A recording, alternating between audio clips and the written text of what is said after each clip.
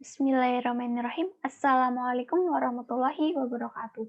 Halo, bertemu lagi dengan saya Yuni Nur Fadila dengan NIM 7211420219 dari Rombel Akuntansi 2020 Universitas Negeri Semarang.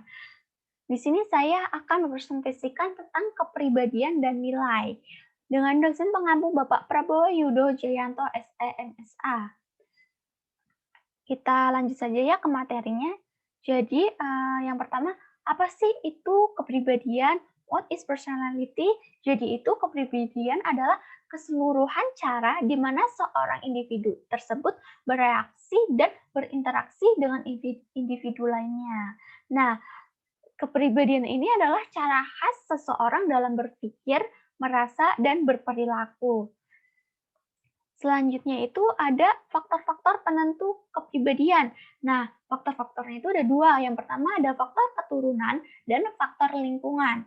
Nah, pada faktor keturunan ini terdapat tinggi fisik, bentuk wajah, jenis kelamin, komposisi otot, dan refleks. Sedangkan pada faktor lingkungan ini terdapat norma dalam keluarga, teman-teman, dan kelompok sosialnya. Nah, selanjutnya juga ada sifat-sifat kepribadian. Nah, sifat-sifat kepribadian itu apa aja sih? Jadi, terdapat Myers-Briggs Type Indikator. Jadi, itu sebuah tes kepribadian yang menyadap 4 karakteristik dan mengelompokkan orang-orang ke dalam salah satu dari 16 tipe kepribadiannya. Nah, yang pertama itu ada extrovert vs introvert. Jadi itu individu-individu ekstrovert ini tergolong ke ramah, pandai bersosialisasi, dan percaya diri. Nah, sedangkan individu introvert itu mereka itu akan tenang dan pemalu.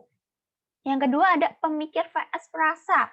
Jadi itu seorang pemikir ini biasanya menggunakan penalaran mereka dan logika mereka untuk menangani masalahnya sendiri. Ada juga perasa. Nah, perasa ini biasanya berpegang pada nilai-nilai dan emosi pribadinya. Yang ketiga ada sensitif vs intuitif. Jadi itu tipe seorang sensitif itu mereka perasa praktif serta memilih rutin dan urutan. Nah, mereka itu cenderung fokus pada detailnya. Sedangkan pada intuitif itu mereka itu akan bergantung pada proses tindakan sadar dan melihat pada gambaran besarnya. Nah, yang keempat itu ada menilai vs menerima. Jadi itu mereka itu menilai, menginginkan kendali dan memilih urutan dan strukturnya. Tetapi jika menerima itu mereka itu cenderung seseorang fleksibel dan spontan. Nah, selanjutnya itu ada model 5 besar, Big Five. Jadi itu yang pertama ada ekstraversi. Nah, mereka itu mudah bergaul, banyak bicara, tegas, dan percaya diri.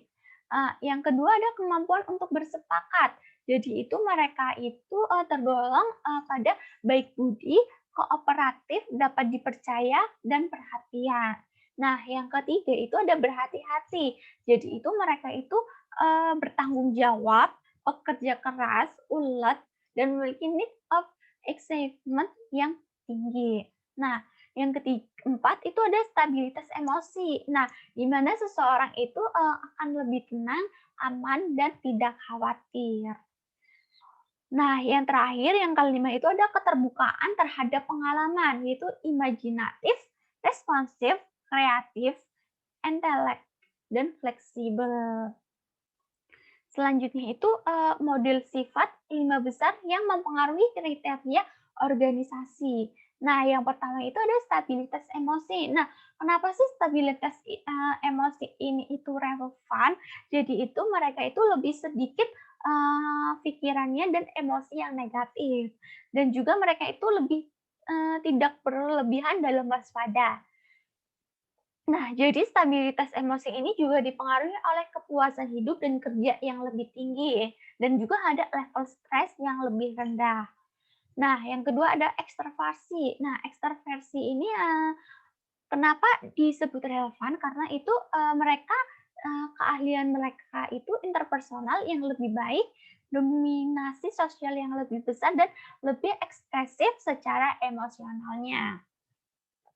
Ekstraversi ini juga dipengaruhi oleh kinerja yang lebih baik, kepemimpinan yang lebih baik, dan kepuasan kerja dan hidup yang lebih baik juga. Nah, yang ketiga ada keterbukaan. Jadi itu keterbukaan termasuk relevan karena mereka itu lebih meningkatkan pembelajaran, lebih kreatif, dan lebih fleksibel dan otonom. Mereka itu dipengaruhi juga oleh pelatihan kinerja, peningkatan kepemimpinan, dan lebih adaptif terhadap perubahan. Yang keempat ada keramahan. Nah, keramahan ini itu relevan juga karena itu lebih disukai dan lebih patuh dan taat. Nah, keramahan ini juga dipengaruhi oleh kinerja yang lebih baik, level perilaku menyimpang yang lebih rendah. Nah, yang terakhir itu ada kehati-hatian. Kehati-hatian ini juga termasuk relevan ya, karena lebih banyak usaha dan presentasi kesungguhannya. Nah, mereka itu lebih terdorong dan kedisiplinan, lebih teratur dan terencana. Nah, mereka juga dipengaruhi oleh kinerja yang lebih baik, kepemimpinan yang lebih baik, dan umurnya panjang. Nah, selanjutnya itu ada sifat kepribadian utama yang mempengaruhi perilaku. Yang pertama ada evaluasi inti diri, maksialisme, narasisme, pemantauan diri, pengambilan risiko, kepribadian tipe A, dan kepribadian proaktif. Nah, selanjutnya juga ada nilai yang artinya itu adalah keyakinan bahwa suatu modus perilaku atau keadaan akhir eksistensi yang khas disukai secara pribadi atau sosial daripada suatu modus perilaku atau keadaan akhir yang berlawanan. Jadi itu nilai terbagi menjadi dua.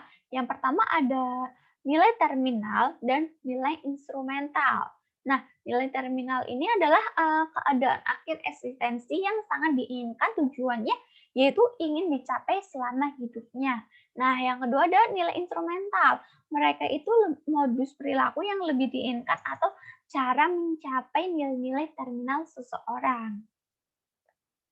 Nah, selanjutnya juga ada kelompok kerja kontemporer. Jadi itu yang pertama ada kelompok veteran. Nah, kelompok veteran ini itu memasuki angkatan kerja dari tahun 1900 atau awalan dari 1960-an. Nah, perkiraan usia mereka itu 60 ke atas ya. Dalam nilai-nilai kerja dominannya itu yang pertama mereka itu pekerja keras, patuh, setia kepada organisasi. Nah, yang kedua ada baby boomer. Jadi itu mereka memasuki angkatan pada tahun 1965 sampai 1985. Nah, perkiraan itu usia mereka 40 sampai 60 tahun. Untuk nilai-nilai kerja dominannya itu mereka itu sukses, pencapaian prestasi, ambisi, tidak memiliki otoritas, setia kepada karirnya. Nah, yang ketiga ada generasi X. Jadi generasi X ini itu memasuki angkatan 1985 sampai 2000. Nah, untuk usianya mereka itu diperkirakan 25 sampai 40 tahun ya. Nah, untuk nilai-nilai kerja dominannya itu mereka itu keseimbangan pekerjaan atau kehidupannya berorientasi tim, tidak menyukai peraturan, setia kepada hubungannya. Nah, untuk yang terakhir yang nexter itu memasuki angkatan ke 2000 sampai sekarang ini. Nah, mereka itu diperkirakan usianya uh, kurang dari 25 tahun.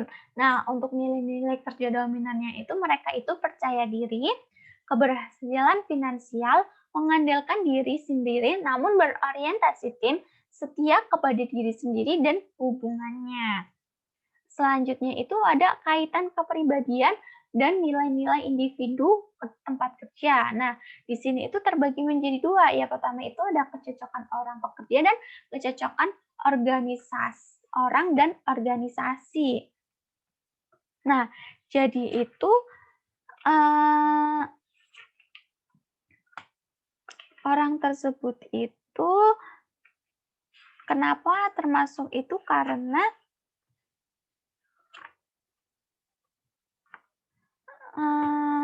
mereka itu mengidentifikasi 6 tipe kepribadian dan mengusulkan bahwa kecocokan antara tipe kepribadian dan lingkungan itu bekerja menemukan kepuasan dan peraturannya.